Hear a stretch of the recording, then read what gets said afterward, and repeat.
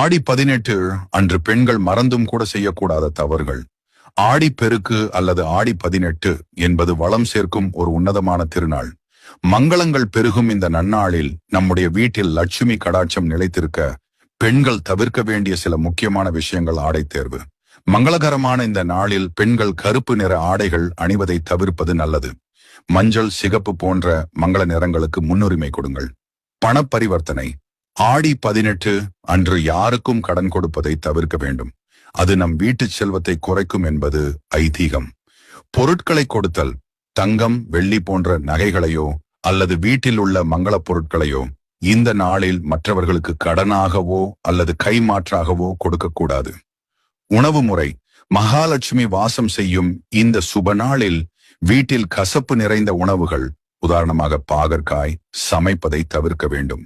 வீட்டுச் சூழல். இந்த நாளில் வீட்டில் எக்காரணம் கொண்டும் சண்டை சச்சரவுகள் செய்யக்கூடாது. இல்லம் அமைதியாகவும் மகிழ்ச்சியாகவும் இருக்க வேண்டியது அவசியம். சமையலறை விதி.